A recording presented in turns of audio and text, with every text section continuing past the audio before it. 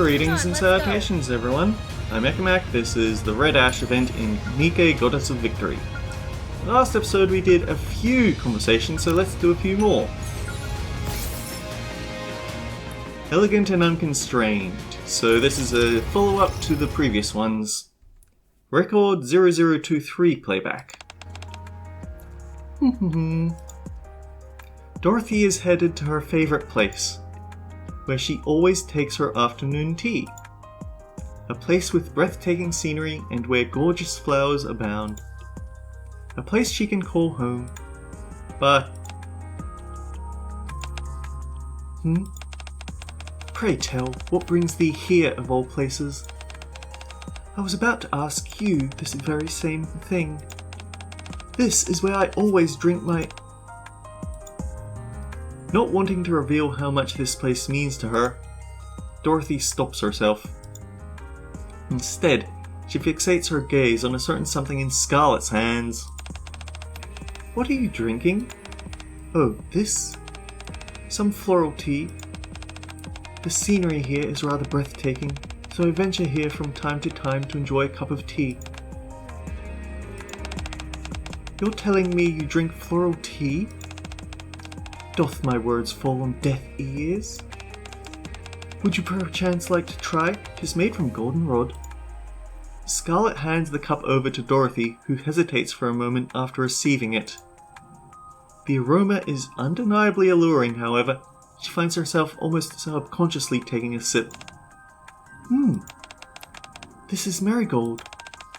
The sweet aftertaste is divine. Where did you get this? I brewed it myself. What? You brewed this tea? The entire thing? All by yourself? I beg thee, avert thy gaze. Yes, sorry, I needed to check some things. Do not regard me as if I were a freak of nature. My interest in herbal tea is long established. Many horticultural samples are festooned around my chambers. Have you not seen them?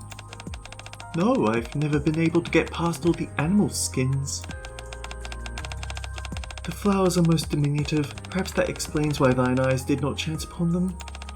At any rate, to be able to recognize which strain thou art imbibing from merely from one sip is impressive. It doth seem thou art most erudite on the subject of tea. Well, if I'm being honest, this is a place I come often to enjoy a cup of tea. Oh, just like me. You have good taste? Well, in that regard at least, I suppose you do as well. I must admit, this tea is superb.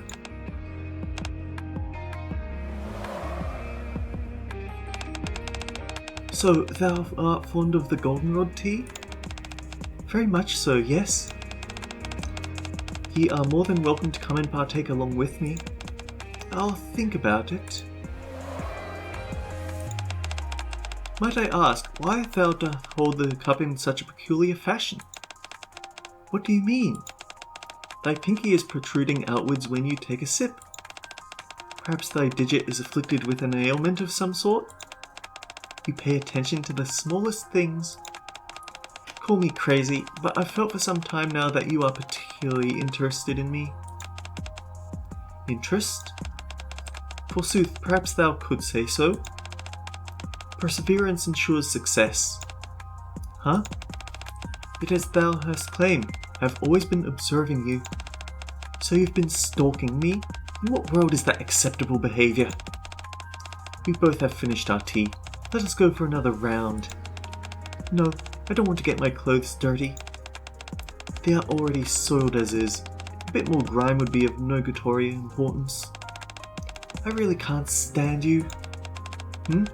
Where art thou going, Dorothy? Dost thou retreat from me? No, I'm heading back to the base. Playback ends.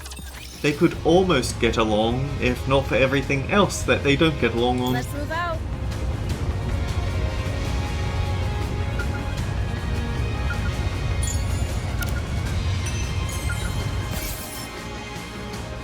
Busybody, a record of the activities of the Nosy One, Part 1. Record 0041 playback. The commander lies on the ground and stares at the sky, lost in thought. Are you daydreaming again? It's almost time for our meeting. You're lucky I was the one who found you spacing out. If it had been Lilith, she'd have given you an earful. There's no meeting today. Huh? Really? You drank too much and forgot, you busybody. I guess so. Oh well, these things happen every once in a while. Even Nikes aren't perfect. Anyway, what's all this about calling me a busybody? Lilith occasionally calls me that too. Is that supposed to be my new nickname or something? Do you really not see why we'd call you that? No, I don't.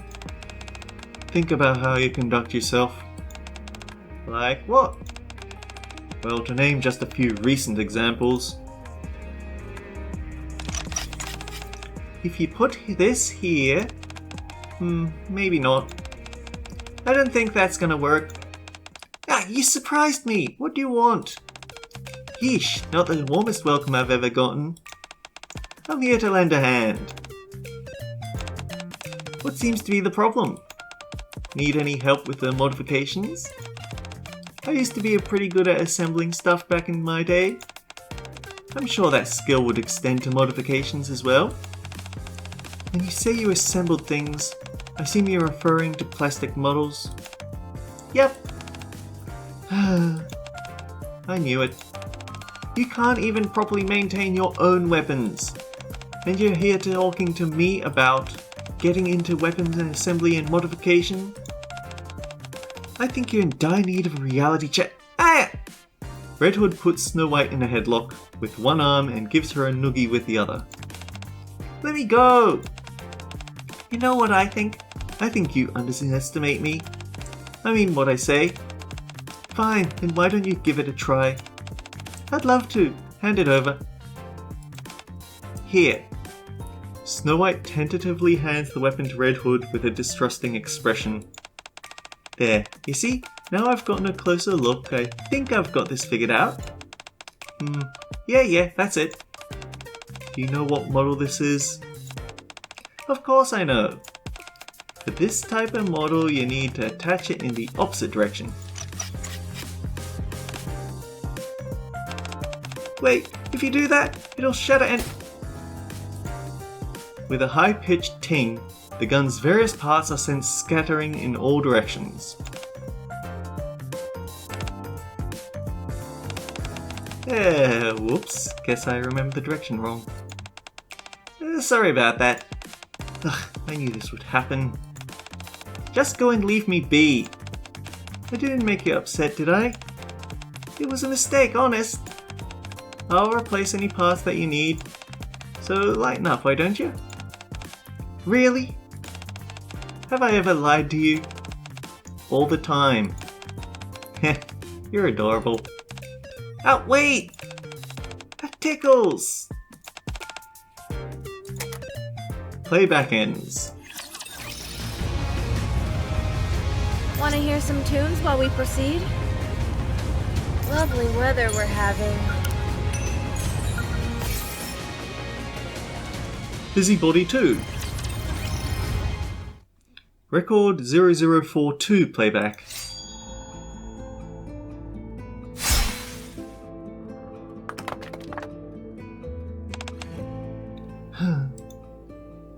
Scarlet places her sword back in its sheath.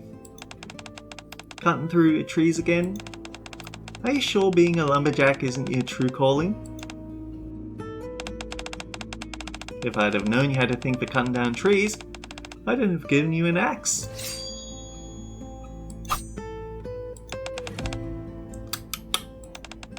You can't go swinging your sword recklessly like that.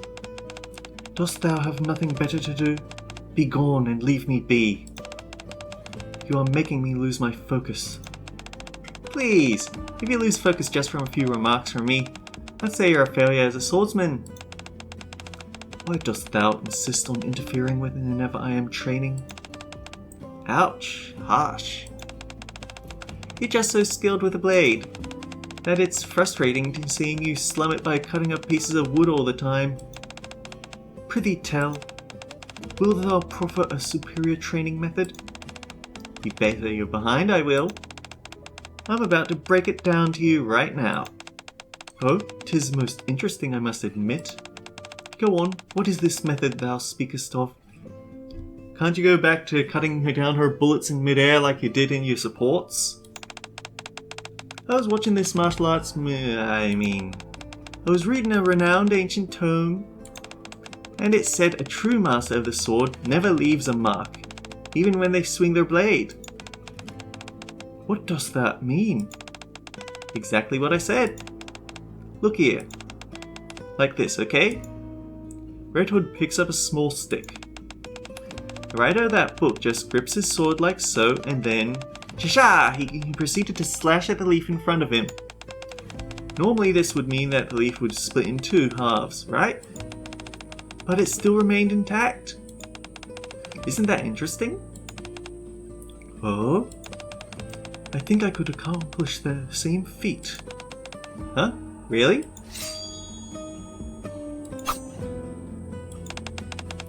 Feast thine eyes. Whoa! How'd you do that?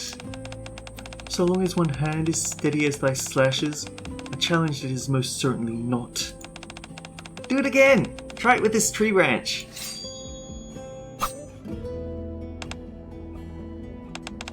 Tis but a mere bagatelle. Now try it on the tree log, if it's even possible. Of course it is possible. Red Hood proceeds to pick larger and larger objects for Scarlet to cleave. Okay, this is the final test. Pray tell, why ever dost thou make mounds of molehills for this final trial? Because I want you to handle this. Red Hood places a huge fuel tank in front of Scarlet. If you can pull this off, I'll concede without contest that you're the finest swordsman there ever was. Forsooth, this will be a most challenging trial. Nevertheless, I shall venture forth undaunted. Darn, looks like it was a bit much for you. Unfortunately, you left a pretty obvious mark on it. 'Tis due to the enormity of the object, as well as its composition. An easy task it most certainly not. Don't tell me you're giving up already. Aren't you supposed to be the world's best swordsman? If you throw in the towel now, that title might as well be null and void. Not a chance. I will press on until I succeed. Ya! You're doing great, Scarlet. You can do it. I believe in you. What on earth is all that racket? What's going on here? Both of you start explaining. Let's run. May fortune smile upon you. Hey! Get back here, you two! Playback ends. Okay, I see the one. I see that there is a conversation up there, but let's move on with the story now. We're already halfway done and we haven't actually seen any of this stuff with voicing.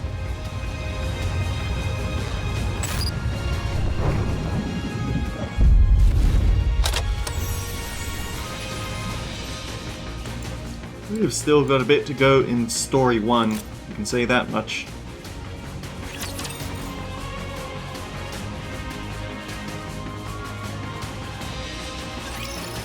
Enemy spotted! I was just getting into the groove! You're rather tenacious, though. Need a sharper sword.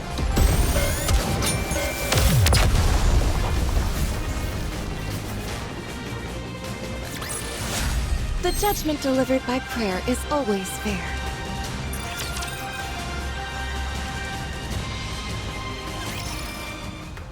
Conference room. I say we search for Cinderella. I hate to admit it, but the odds are stacked against us without her. But what are the chances that she's even alive? How are we going to find out where she went? We may not know how to go about it, or how long it will take. But we've got to figure it out somehow. Lilith, you do know that we don't have much time, right? You mean Red Hood doesn't? Yes. It sounds to me like we're signing our own death warrants, all for the sake of giving Red Hood a supposedly fitting end. You may think that, but I believe we're going to win. If you ask me, you're an idealist. I've just gotten orders from the top brass. They want us to dispose of Red Hood. They're nothing if not decisive in times like these. Corruption is something they still know very little about. For them, Red Hood is a walking liability. She's one of the goddesses as well. If it comes to light that one of the renowned goddesses of victory has been tainted in any way, public morale will take a nosedive. So they want us to get rid of her, but to give her a warrior's death while we're at it. Precisely. That's horrible. Agreed. I'm not even sure what would constitute a fitting end for her. Or us. Commander, do you remember the first time we met? You said I was a mercenary who would do anything for money. I didn't use those exact words. It's just that at the time you were a little rough around the edges. So I'm slightly more refined now, is that it? You've paid no heed to commands from your superiors, and instead done what you felt was right in order to get the job done. It's thanks to you that we were able to come as far as we have. We all trust you, Commander. So do what you want to do. In a situation like this, an order from your superior officer means nothing. That's true. No matter which path you choose, none of us will challenge you. Well, can I shed a few tears at this point? I'm afraid that would not be advisable.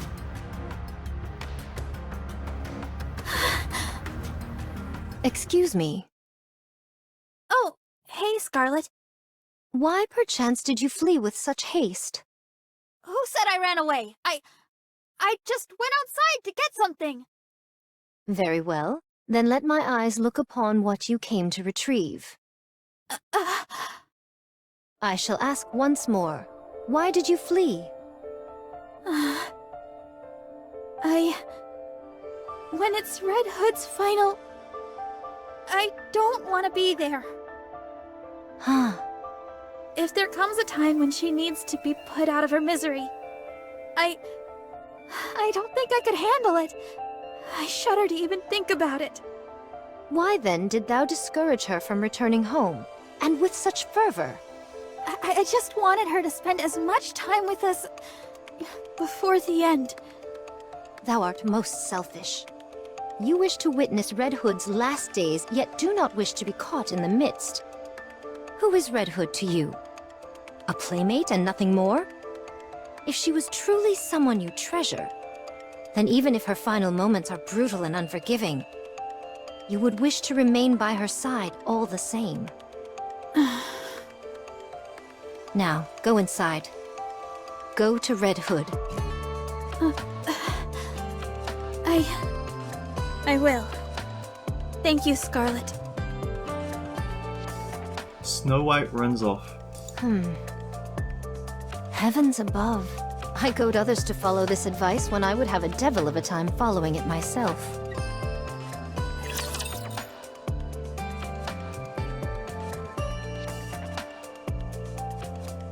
This is a very emotionally complex situation, isn't it? Let's have an intermission of blowing stuff up. Better reload.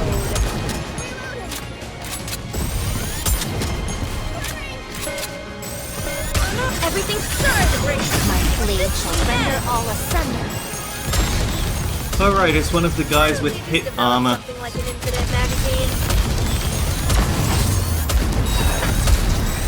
Oh, I was just starting to break. I'll take it from here. Everyone, focus your fire!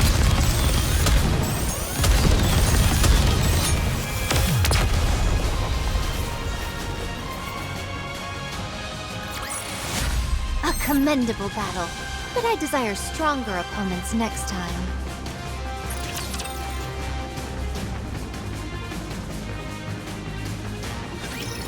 How is she doing?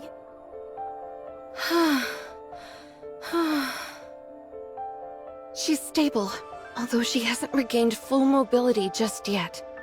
She can talk, though. Rapunzel, let's go out for a moment. Okay. Rapunzel and Dorothy leave. I'm sorry. Come here. Snow White hesitantly approaches Red Hood. I thought you left something behind. Did you find it? Yes, I found it. Good. Then you can rest easy. Red Hood, Do you want to listen to some music? Yes. Soon after, Is that everyone? You can lie down if you'd like, Red Hood. I'm fine. No need to coddle me. Now then, I'll explain our next course of action. We're calling off any potential search for Cinderella. We will head to the lift with our current crew. Good. Okay. Understood. I shall wield my sword with aplomb. The operation will be carried out immediately after this amalgamation is handed over to the superiors. We should be setting out tomorrow morning. Our mission is simple. After getting as close as possible via air, we'll descend, break through the Rapture line of defense, and proceed to the lift. After that, we'll take the lift up to the station. Once there, we kill the Queen. You call that simple? Doesn't sound so simple to me. Doesn't it seem like we're going back to the old days? Exactly. From here on out, everyone is responsible for their own maintenance. That is all.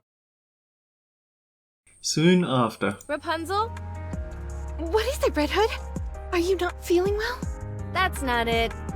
I just wanted to give you a gift. Now I see why Snow White was reluctant to receive a gift. It all feels so sudden. Don't tell me you're gonna start crying and running off as well. No, I'm used to it by now. I'll gladly accept any gift you choose to give me. Red Hood gives a magazine to Rapunzel. Something wrong? No, it's just... this is an unexpected gift. The title is rather interesting. Blinding Passion Volume 1. Coming from you, I figured it'd be something like a cassette tape. I figured I ought to give you something that could be useful. Thanks. Why don't you take a look? It's about humans and their lives. This isn't some weird magazine like before, is it? So yeah, Red Hood was responsible for that particular character quirk of Rapunzel's. Of course not. Just look at the cover. It's totally normal. Very well. I'll trust you. Wait a...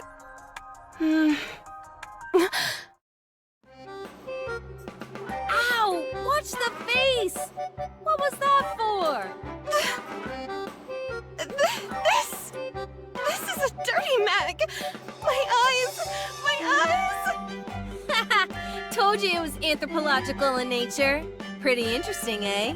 It's not interesting at all! How come you can't take your eyes off it then?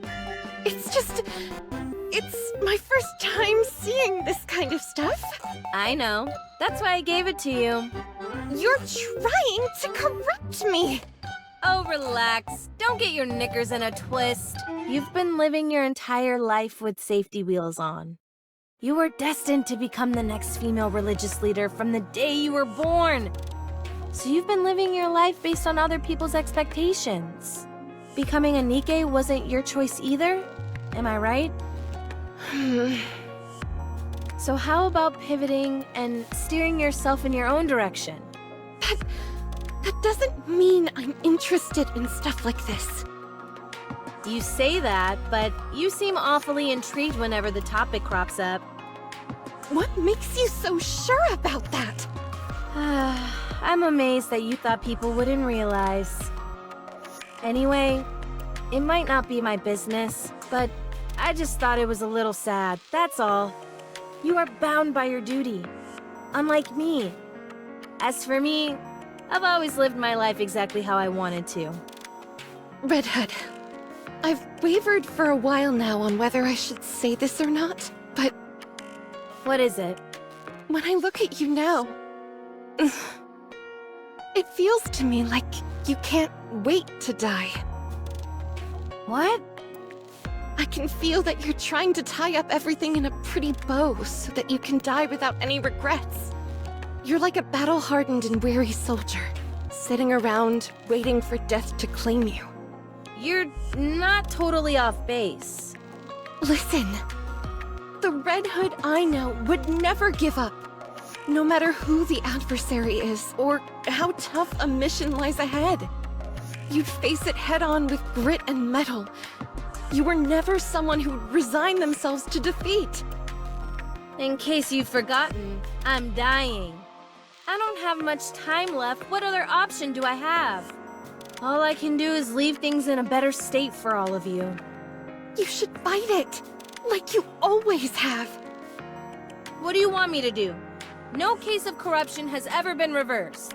This is still a relatively new illness. I, along with VTC, have been working day and night to find a cure.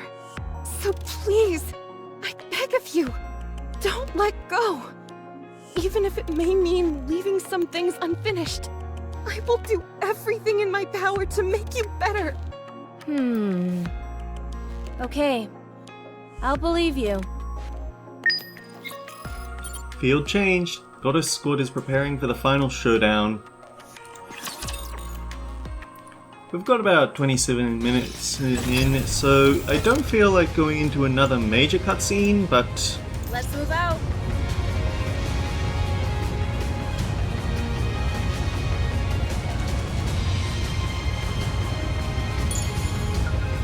alright, which one is this?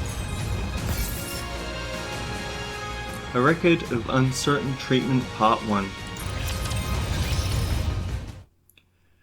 Record 0011, playback. Are you saying you can cure corruption? Yes. It's a disease, and so we have to treat it. This isn't an everyday cold, you know. You know more than anyone else what I've been through. I've been corrupted by the raptures. I know, you don't have to remind me. Then don't bother. You know it doesn't work. That's not for certain. Just forget it. I'd rather go out and die an honorable death in the field than spend my days getting turned into a pincushion. You're free to go out and fight all you want, but before you do, just let me draw some blood. That's precisely what I don't want to do. Why? Are you scared of needles? Hardy ha, you know that's not it.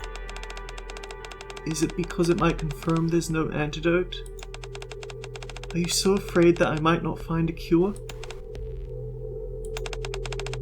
We haven't even tried yet. The least we can do is try. We have to do our best to fight this thing. We can beat it. Let's just stop talking about it. So you're going to throw your hands up and give up? Is that it? Run away like a coward without even fighting? Is that what you really want? What else am I supposed to do? Fine, let's say we go through with this. What will it change? Will it get rid of the corruption?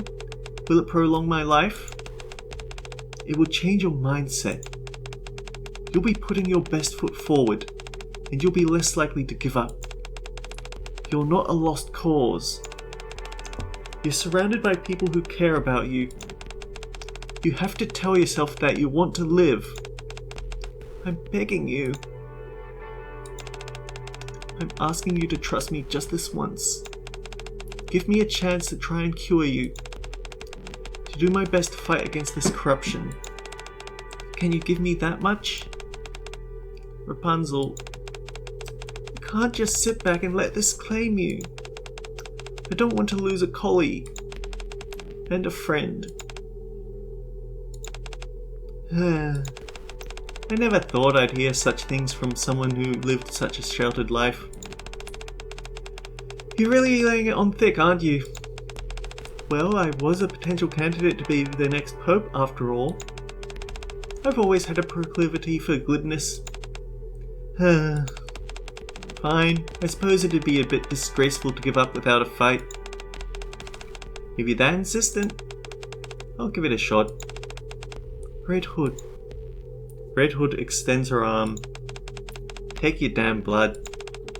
Let's see what we're up against here. Thank you for putting your faith in me. Ugh, so corny. Give it a rest and take the blood sample already. Red Hood rolls up her sleeve and extends her arm out once again. Okay. Then thank... Rapunzel sticks the needle into Red Hood's arm mid-sentence. Ah! You didn't say it'd hurt! Don't be such a crybaby. This is a perfectly normal shot. Normal my ass. Are you sure you stuck me properly? Of course I did. At least it felt right when it went in. It hurts like hell. How many more of these do we have to do? Let's see. 7 more to go. What? That's it. I'm done. Playback ends. Come on, let's go. Oh, we're already pointed at the next one, so I guess that's what we'll do next time. Until then, guys, take care. I'll see you all around.